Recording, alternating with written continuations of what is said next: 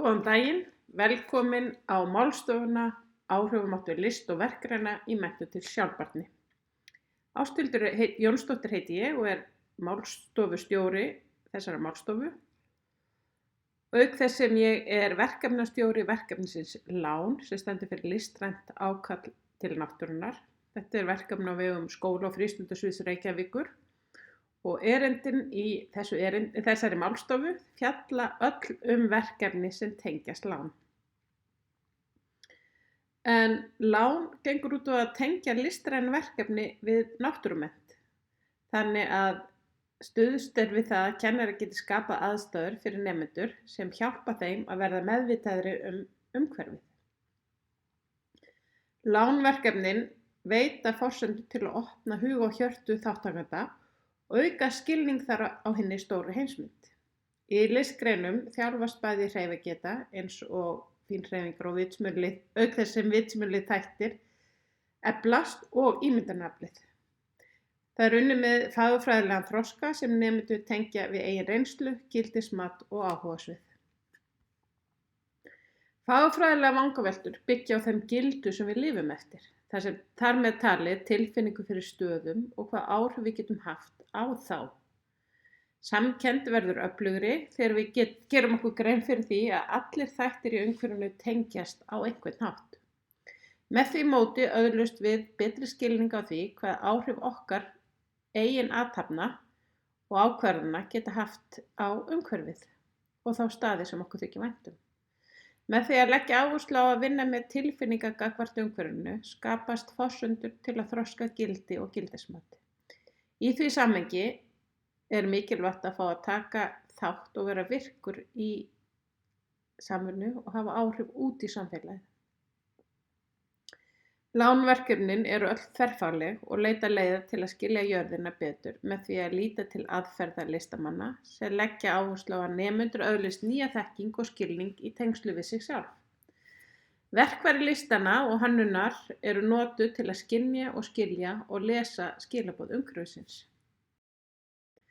Verkefnið byggir á menntastefnu Reykjavíkurborgar, Látum draumana rætast og áherslum heimsmarkmiða Sameinuðu þjóðanna og sjálfbærnimenntunar.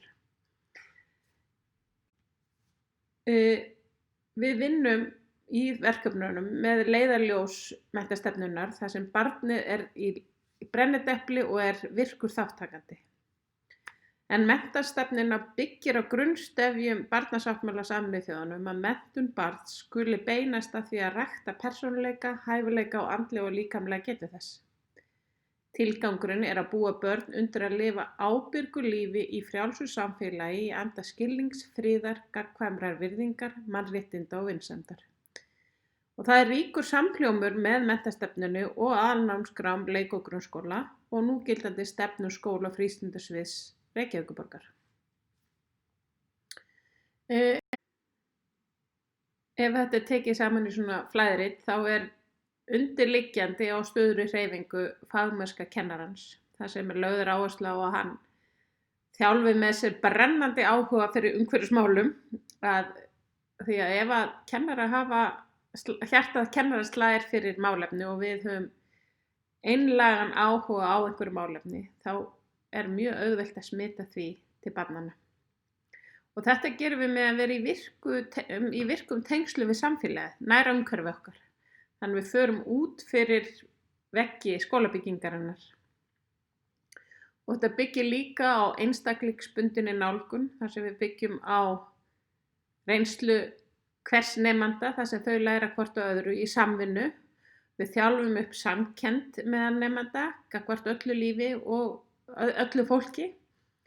Og þetta gert með virkri þátttöku barnanna, þar sem að raddir þeirra leiða ferlið og áhugasvið og þau reynsla sem þau hafa fengið í gegnum ævina. Við leggjum áherslu á gagnrýna hugsun, yfirfærslu þekkingar og með vísindaleg málefni. Og þetta gerum við með samvinnunámi, skapandi nálgun og þar sem náttúruvísindi eru brennidepli og ímyndunaraflið virkjað. Við erum að vinna með kennslufræði sem byggir á huga, hjarta og hönd. Með áherslu á áhugasvið nemenda í heildstæðri nálgun sem að birtist í listrænum skapandi verkefnum sem eru samþætt. Tómur stríi er ekki líklegur til að virkja ímyndunarafl nemenda og börn mæta heldur ekki í skólann sem óskrifað blað. Því er mikilvægt að byggja ofan á reynslu barnanna og áhugasvið þeirra. Markvissar kveikjur geta vakið upp áhuga og ímyndunarafl nemenda. Það er mikilvægt fyrir kennara að vera með opinn huga og hvetja nemendur áfram. Það er mikilvægt að skapa aðstæður þannig að krakkarnir geti gert tilraunir. Margir halda nefnilega að ímyndunarafli eigi bara heima í höfðinu en þá heima í líkamanum öllum og við þurfum að fá nýjar hugmyndir í gegnum það að gera. Við verðum að skapa aðstöður til að hjálpa nemendum okkar að virkja eigið ímyndunarafl og þá er mikilvægt að skapa aðstöður svo þau geti gert tilraunir með fjölbreytt efni, hvort heldur sem er hráefni eða málefni. Þegar við erum að leika okkur með efni getur verið frábær leið að velta fyrir sér nýjum möguleikum og uppgötva nýja staði sem reynist mjög spennandi fyrir krakkana. Lánverkefnin eru þess eðlis að nemendur vinna saman, oft í leik, með hráefni sem gefur þeim tækifæri til að læra hvort af öðru. Þegar að krakkarnir eru svo að skapa er áhersla lögð á val í verkefnum. Þar sem krakkarnir geta ýmist valið hvað hráefni þau eru að vinna með eða valið efnistök. Og í mörgum tilfellum gerðu þau bæði. Þegar krakkar eru búnir að gera tilraunir með fjölbreytt efni og aðferðir, þá eru meiri líkur á því að þau geti skapað á eigin forsendum. Því fjölbreyttari kveikjur sem við gefum þeim og þeim mun fjölbreyttara hráefni, þeim mun meiri líkur eru á að skapandi ferli og flæði geti átt sér stað. Með áherslum grenndarkennslu og valkvæðs náms hefur áherslan í lánverkefnum verið á fjölbreytileika þátttakendanna og þetta hefur verið haft að leiðarljósi. Það hafa ekki allir áhuga á sömu hlutum og það er hægt að skapa á fjölbreyttan hátt. Því sjálfstæðari sem nemendahóparnir hafa verið, þeim mun áhugasamir hafa verið. Samvinna hefur leitt til þess að þau hafa orðið fyrir áhrifum af tilraunum hvors annars og með því móti öðlast tækifæri til að dýpka skilning sinn á möguleikum lista og hönnunar.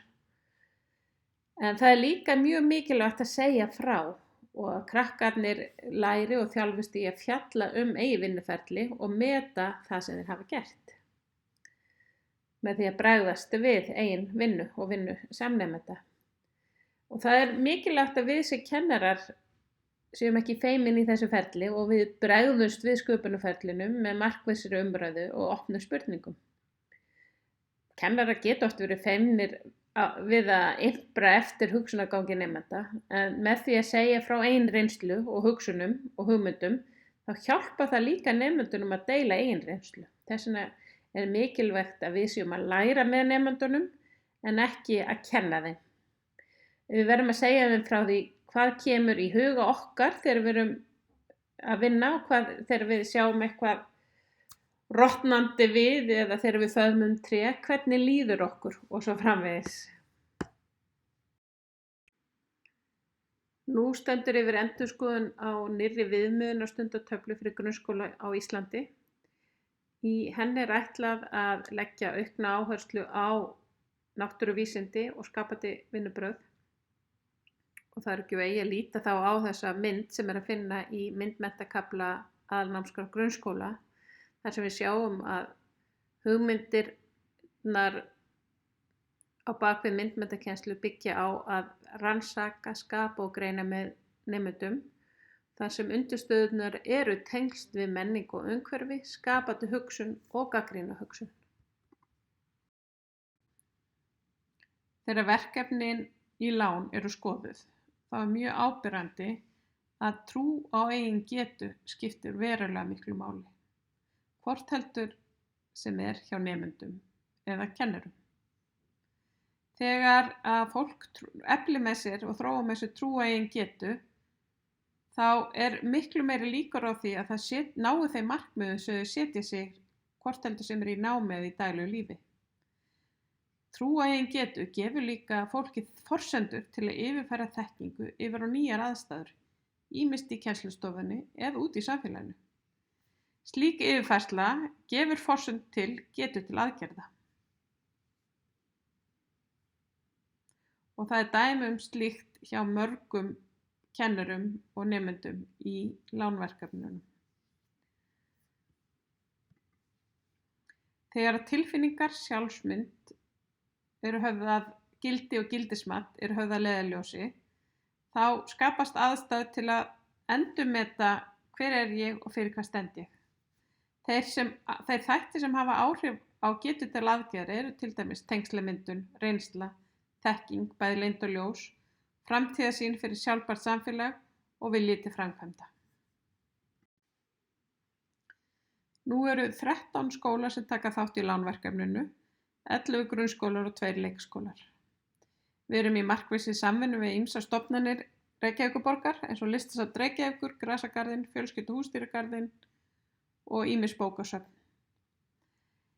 Í samvinnu minni við þátttakendur í lánverkefninu hef ég lært mjög mikið.